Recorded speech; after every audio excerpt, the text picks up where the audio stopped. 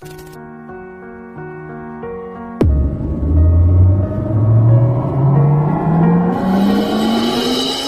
Morning students.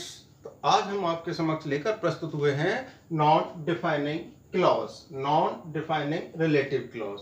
अर्थात हम इसका अभिप्राय ये है कि हमने रिलेटिव क्लॉज का जो डिफाइनिंग क्लॉज था हमने पहले ही अध्ययन कर लिया है। वो हमारा पार्ट फर्स्ट था और ये पार्ट सेकंड है, नंबर सेकंड डाला हुआ है। तो इसके अंतर्गत हम जो अध्ययन कर रहे हैं वो अध्ययन क्या है हमारा, non defining relative clause. Non defining relative clause को किस तरीके से डिफाइन करें, कैसे परिभाषित करें, उसके लिए ये है कि non defining relative clause mere adds something to the preceding noun by giving some more information। अर्थात जो नॉन डिफाइनिंग रिलेटिव क्लॉज है वह केवल और केवल हमारी कुछ जो इंफॉर्मेशन है, जो प्रीसीडिंग है, पूर्ववर्ती संज्ञाएं हैं, उन संज्ञाओं को ही प्रदान नहीं करते हैं, बल्कि साथ साथ क्या है, why giving some more information, कुछ अतिरिक्त सूचनाएं भी देते हैं अबाउट इट, इस विषय में कि आगे क्या होना है, किसके विषय में जानकारी है। It is written with commas, और जो नॉन डिफाइनिंग रिलेटिव क्लॉज है वो कॉमास के साथ साथ अवश्य लिखा जाता है। इट इम्प्लाइज दैट, और यह इम्प्लाइज करता है किसके लिए, दैट ऑल आर देयर, जो वहां सबके सब उपस्थित हैं, और and all are interested in the action, जो भी कार्य प्रणाली है, जो भी कार्य चल रहा है उसमें सबके सब अपनी रुचि को प्रदर्शित करते हैं। ये चीज निश्चित रूप से होती है कि उसमें एक्शन में रुचि भी हो और वहां उपस्थित भी हो। जबकि वहां पर क्या था डिफाइनिंग क्लॉज में, कि वहां पर कोई है तो ठीक है, नहीं है तो ठीक है, किसी ने रुचि को दर्शाया या नहीं, एक है तो है, दो है तो ठीक है, मगर यहाँ सब के सब हों, ऑल का प्रयोग किया जा रहा है, ऑल आर इंटरेस्टेड, और यहाँ पर ऑल आर देयर, वहां पर सभी हों, वहां एक हो तो भी चलेगा और यहाँ पर सभी, इतना दोनों में डिफरेंस है। अब इसके बाद में नोट है। नोट के अंदर हम क्या जानते हैं पहले, कि ये अपने पूर्ववर्ती संज्ञा के विषय में केवल सीमित जानकारी ही प्रदान नहीं करते, अर्थात ये केवल सीमित जो जानकारी है, इंफॉर्मेशन है, वही नहीं देते, बल्कि क्या करते हैं, बल्कि ये संज्ञा के विषय में कंटिन्यूएटिव, अर्थात निरंतरता और पूर्व में और आगे क्या होने वाला है, जारी क्या रहने वाला है, उसके विषय में भी मीनिंग को, उसके अर्थ को भी प्रदान कराते हैं। नेक्स्ट नंबर 2 नोट में है नॉन डिफाइनिंग क्लॉजेस में क्लॉजेस को कॉमास द्वारा बंद अवश्य किया जाता है। अर्थात जो नॉन डिफाइनिंग क्लॉज है उसके आगे और एक जस्ट बाद में कॉमा का प्रयोग आवश्यक रूप से होगा, जबकि डिफाइनिंग क्लॉज जो था उसमें कॉमा का प्रयोग केवल एक बार होता था, बाद में नहीं। ठीक है, अब इसको एग्जाम्पल के तौर से समझ लेते हैं। कैसे, एग्जाम्पल में है कि my brother who lives in America, मेरा भाई जो अमेरिका में निवास करता है, विजिटेड अस लास्ट वीक, वह हमसे पिछले सप्ताह मिलने आया, अर्थात वह हमसे मिला। तो इस तरीके से हमने क्या जान लिया, नॉन डिफाइनिंग रिलेटिव क्लॉज। अब हम जो बात आगे की इसके अध्ययन की है वो और नियमित रखते हैं कि इसको और आगे हम किस तरीके से सरलता के साथ, सुगमता के साथ अध्ययन कर सकते हैं, ये हमें जाननी चाहिए। और एक बात खास रहे कि आप जब भी हमारे इस वीडियोस को देख रहे होते हैं, नॉलेज ले रहे होते हैं, तो शुरू से लेके अंत तक अवश्य देखें, क्योंकि हर वीडियोस का जो भी निष्कर्ष होता है वो लास्ट में अवश्य होता है। और जब अध्ययन पूर्ण हो जाए तो सब्सक्राइब करें, सब्सक्राइब के साथ साथ अपने अन्य साथियों को भी शेयर अवश्य करें। ठीक है, तो आगे हम इसको और आगे वर्णित करते हैं। नॉन डिफाइनिंग रिलेटिव क्लॉज व्यक्तियों के लिए, अतः जो नॉन डिफाइनिंग रिलेटिव क्लॉज होता है वो व्यक्तियों के लिए अलग तरीके से प्रयोग किया जाता है, तो वस्तुओं के लिए अलग तरीके से। तो हम यहाँ सबसे पहले जो व्यक्तियों के लिए अध्ययन कर रहे हैं, तो व्यक्तियों के विषय में हम किस तरीके से अध्ययन करें उसके विषय में हम रिलेटिव क्लॉज की चर्चा करते हैं। अब हमारा क्या है, नंबर 1 नॉन डिफाइनिंग में व्यक्तियों के लिए यूज ऑफ हु का प्रयोग कैसे करें, कर्ता के लिए कर्ता के रूप में होता है, तो comma is mostly use, comma का प्रयोग आवश्यक रूप से इसके लिए प्रयोग किया जाता है। अब देखिए कैसे एग्जांपल में लेते हैं। द मैन क्या है? ये नाउन है, इसके बारे में हमने चर्चा की, नाउन। और who is in black coat, ये हमारे क्या हुआ? रिलेटिव क्लॉज, रिलेटिव क्लॉज, ठीक है। और ये प्रेडिकेट हो गया। अब बात करते हैं कि the man who is in black coat, वह आदमी जो काला कोट धारण किए हुए है, अर्थात एक कॉमा पहले भी और एक बाद में, इज राम्स अंकल, वो क्या है? राम के अंकल हैं, चाचा जी हैं। तो इस तरीके से हमने हु के विषय में समझ लिया। अब हम बात करते हैं यूज ऑफ हुम। हु सब्जेक्ट के रूप में प्रयोग होता है, तो हुम ऑब्जेक्ट के रूप में प्रयोग होता है। अब हुम के लिए हम कर्म के लिए क्या बोला जाता है? कर्म के लिए प्रयोग करते हैं कर्ता के रूप में। तो क्या है? एग्जाम्पल में द स्टूडेंट क्या है? नाउन, नाउन है। और होम प्रिंसिपल सर प्रेज, जिसको प्रधानाचार्य ने प्रशंसित किया, उसकी सराहना की, ये क्या है? रिलेटिव क्लॉज, रिलेटिव क्लॉज, ठीक है। अब इज इंटेलिजेंट, यानी वह विद्यार्थी जिसकी के प्रधानाचार्य महोदय ने स्वयं सराहना की, स्वयं प्रशंसा की है, वो क्या है? इज इंटेलिजेंट, वह बहुत ही होशियार विद्यार्थी है। इस तरीके से हमने ये ऑब्जेक्ट के रूप में ले लिया। अब बात करते हैं यूज ऑफ हुम। हुम का प्रयोग अब एक और आ गया। एक तो हमने ऑब्जेक्ट के लिए लिया, कर्म के लिए किया ही, साथ में हमारा क्या है? प्रपोजिशन के कर्म। साथ में कभी कभी ऐसा भी होता है कि प्रपोजिशन साथ आ जाता है, ठीक है ना। तो प्रपोजिशन के कर्म ऑब्जेक्ट के लिए प्रयोग करें, किस तरीके से? एग्जाम्पल में देखते हैं द मैन क्या है? ये नाउन हो गया। और ये नाउन के बाद फॉर क्या है? प्रीपोजिशन, प्रीपोजिशन हो गया ना। अब whom all brought this gift, ये रिलेटिव क्लॉज है, रिलेटिव क्लॉज, ओके। अब हमने रिलेटिव क्लॉज को जान लिया। इज वेरी काइंड, वो बहुत ही दयालु है, अर्थात वह व्यक्ति जिसके लिए सभी लोग उपहार तोहफा लेकर आए हैं, प्रस्तुत हुए, इज वेरी काइंड, वो बहुत ही दयालु है। नेक्स्ट यूज ऑफ हुज, संबंध कारक के लिए, संबंध कारक के रूप में प्रयोग किया जाता है उसका। अब क्या है? दिस इज माई नेबर, यह मेरा पड़ोसी है। माई नेबर ये क्या है? नाउन, नाउन है ना। और नाउन के बाद whose son is a doctor, ये relative clause, relative clause. Lives in Agra, अर्थात यह जो मेरा पड़ोसी है उसका बेटा एक शिक्षक है, डॉक्टर है, वो क्या है? लिव्स इन आगरा, वह आगरा में निवास करता है। इस तरीके से हमने क्या जान लिया? नॉन डिफाइनिंग रिलेटिव क्लॉज जो है व्यक्तियों के लिए। नेक्स्ट हम किसकी चर्चा करेंगे? नॉन डिफाइनिंग क्लॉज वस्तुओं के लिए, ठीक है। तो नेक्स्ट में हम नॉन डिफाइनिंग क्लॉज वस्तुओं के लिए। अब तक हमने जो अध्ययन किया था वो किसके लिए था? व्यक्तियों के लिए। अब हम अध्ययन कर रहे हैं किसके लिए? वस्तुओं के लिए। और वस्तुओं में सबसे पहले हम प्रयोग कर रहे हैं use of which. Use of which किसके रूप में? कर्ता के लिए। किसके लिए किया जा रहा है विच का प्रयोग? सब्जेक्ट के लिए, कर्ता के लिए। एग्जाम्पल में देख रहे हैं the stick has broken, it was thin, a use of which, अर्थात इसमें हमें विच का प्रयोग करके इन दोनों दिए गए वाक्यों को जोड़ना होता है, संयुक्त करना होता है। तो क्या है? द स्टिक, वह छड़ी, ये नाउन तो हो गई, नाउन है। और जो विच है, विच क्लॉज से हमने इसको जोड़ दिया एडवर्ब से, तो विच वाज थिन, जो दुबली पतली थी, कमजोर लकड़ी थी, which was thin has broken, वह टूट चुकी है। ये रिलेटिव क्लॉज हुआ, रिलेटिव क्लॉज, ठीक है।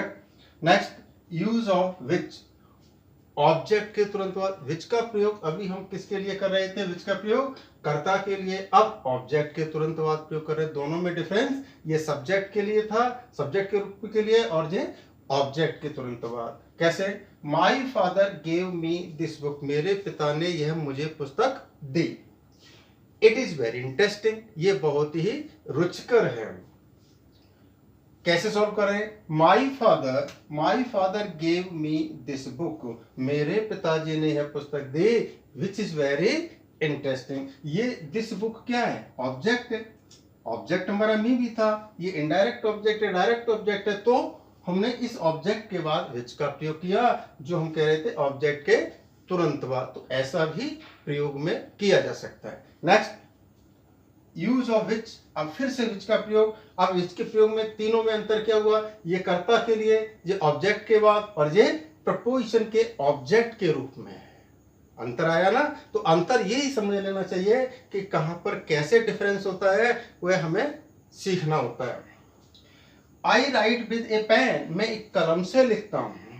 इट इज कॉस्टली, यह कीमती है।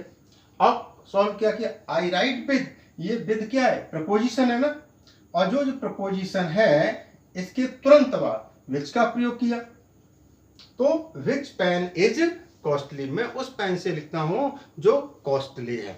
नेक्स्ट, अब है यूज ऑफ हुज। अब हुज का प्रयोग क्या होता है? संबंध कारक के रूप में, अर्थात सब्जेक्ट के तुरंत बाद। कैसे? द कार इज माइन, यह कार मेरी है। इट्स टायर इज पंक्चर्ड, इसका टायर कैसा है? पंचर्ड हो चुका है। यूज ऑफ हुज, अब हुज का प्रयोग करें। हुज के प्रयोग से कैसे? The car whose tyre is punctured, वह कार जिसका टायर कैसा है? पंचर्ड है। इज माइन, वह मेरी है। इस तरीके से हमने ये 1 बाय 1 करके इनका भी प्रयोग सीखा। अभी एक प्रयोग और है इसी का, जो हम बात कर रहे हैं हुज का प्रयोग, पर वो कैसे है जी? अभी हमने सब्जेक्ट के बाद है, तो वो ऑब्जेक्ट के बाद में होगा। किस तरीके से? अब use of whose, use of whose संबंध कारक के रूप में, अर्थात ऑब्जेक्ट के तुरंत बाद। इसे किस तरीके से प्रयोग करते हैं? एग्जाम्पल में देखते हैं। आई have sold the car, I have sold the car, it's hand brake was not reliable. इसके लिए निर्देश दिया गया है यूज ऑफ हुज, हुज का प्रयोग करें। किस तरीके से प्रयोग करेंगे? तो इसमें यह है I have sold the car, I have sold the car, मैंने उस कार को बेच दिया। Whose hand brake was not reliable, जिसके के हैंड ब्रेक आरामदायक नहीं थे, रिलायबल नहीं थे। अथवा इसी वाक्य को दूसरे तरीके से कैसे किया जा सकता है, उसका करने का तरीका, एग्जाम में आने का तरीका भी बिल्कुल डिफरेंट भी हो सकता है। वो कैसे? I have sold the car dot dot dot which, whose और हु, 3 आपको चॉइस दी गई है, इनमें से किसी एक को सेलेक्ट करना होता है, किसी का एक का चयन करना होता है। फिर लिखा hand brake was not reliable. तो अब इसके अंदर जो डॉट डॉट दिया गया है, वहां इन तीनों में से एक को सेलेक्ट करना होता है। तो क्या भरा जाएगा इसमें? हुज, जो हमने पहले किया था, मगर करने का सेंटेंस दोनों एक ही थे, मगर करने का ढंग दोनों में डिफरेंट हो गया। नेक्स्ट हम बात कर रहे थे रिलेटिव एडवर्ब। जैसे कि हमने हु को जान लिया, हुम को, हुज को, विच को जान लिया, तो ऐसे अन्य और भी एडवर्ब होते हैं जिनके माध्यम से हम ऐसे क्लॉज के लिए जोड़ने में मदद करते हैं, बनाने में मदद करते हैं। कैसे? वो कौन कौन से हैं? रिलेटिव एडवर्ब में व्हेन समय के लिए प्रयोग होता है, तो वाई कारण के लिए प्रयोग होता है, वेयर स्थान के लिए, वेयर एवर जहां कहीं भी, आदि ऐसे हैं जिनका प्रयोग किया जाता है। नेक्स्ट हम बात, अभी तक हम जो बात कर रहे थे रिलेटिव क्लॉज में, वो केवल एक नाउन के विषय में चर्चा कर रहे थे। अब हम और आगे एक और स्टेप लेते हैं। वो ये हो सकता है कि शायद वो नाउन की जगह पूरे सेंटेंस या सेंटेंस के एक भाग का क्वालिफाई करे, उसके बारे में चर्चा हो। अब कैसे? द सेंटेंशियल रिलेटिव क्लॉज, जो सेंटेंशियल है, सेंटेंस के भाग को या पूरे सेंटेंस को बतलाता है। द सेंटेंशियल रिलेटिव क्लॉज एक नाउन को मॉडिफाई न करके, हमें इस बात पर, इस शब्द पर जोर देना है कि वह केवल नाउन को मॉडिफाई नहीं करता, न करके एक वाक्य के भाग को या उस पूरे वाक्य का ही उल्लेख करता है। यानी या तो किसी एक भाग का, पार्ट का अदा करेगा, या पूरे सेंटेंस को। एक सेंटेंशियल रिलेटिव क्लॉज को इंट्रोड्यूस करने के लिए विच एक कॉमन रिलेटिव वर्ड है, विच एक सामान्य सा है जिसका प्रयोग आसानी से किया जाता है और मोस्टली अधिकांश सभी विद्यार्थियों के लिए यही सुगम है और हमें करना भी यही चाहिए। मगर जहाँ कुछ परिस्थितियाँ अलग हों, डिफरेंट हो, तो हमें वहाँ पर सावधान भी रहना पड़ता है। Which common relative word whereon, whereupon, from, when, why आदि अन्य रिलेटिव एक्सप्रेशन है जिनका प्रयोग भी किया जाता है और जिनके माध्यम से क्या होता है, जिन्हें कॉमा द्वारा अलग रखा जाता है। ये ऐसे रिलेटिव एडवर्ब हैं जिनको अलग से बिल्कुल कॉमा के माध्यम से अलग कर दिया जाता है। हम एग्जांपल में भी इसको देख लेते हैं किस तरीके से। C exercises for an hour a day, it would bore me, use which, which का प्रयोग कीजिए। तो कैसे किया है, C exercises for an hour a day, वो है प्रतिदिन 1 घंटा, एन आवर अ डे, 1 घंटा प्रतिदिन एक्सरसाइज व्यायाम करती है। विच वुड बोर मी, अगर मैं करूं तो वह मुझे थका देता है, उबा देता है। तो इस तरीके से इस सेंटेंस को विच से बिल्कुल अलग कर दिया गया। तो अब इस तरीके से हमने ये जाना। इसके अतिरिक्त एक और होता है, वो होता है नॉमिनेटिव क्लॉज के विषय में। किस तरीके से करेंगे अभी सॉल्व करते हैं। Nominative relative clause, nominative relative clause में क्या होता है कि nominative relative clause relative words का कोई एंटीसीडेंट नहीं होता, अर्थात इसके बाद में कोई ऐसा शब्द नहीं होता जिसके लिए हम जान जाए कि कुछ और भी कहना शेष होता है। अर्थात क्योंकि एंटीसीडेंट तो रिलेटिव वर्ड में फ्यूज्ड जुड़ा होता है। इसका कार्ड भी बतला दिया, समझा दिया जा रहा है कि एंटीसीडेंट जो होता है उसका जो रिलेटिव वर्ड है उसके उसी में ही शामिल होता है, उसी में जुड़ा होता है, तो अलग से होने की कोई आवश्यकता नहीं होती। जैसे हम एग्जाम्पल के माध्यम से समझ लें, the prize will go to whoever submits the design, अर्थात प्राइज उसी को दी जाएगी जो कोई भी अच्छे से अच्छा यानी सबसे अच्छे डिजाइन को सबमिट करता है।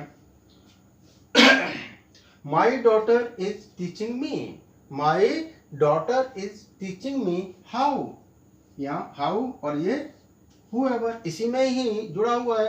तो how to use email, email को कैसे भेजा जाता है, कैसे लिखा जाता है, ये सब मेरी बेटी मुझे सिखा रही है।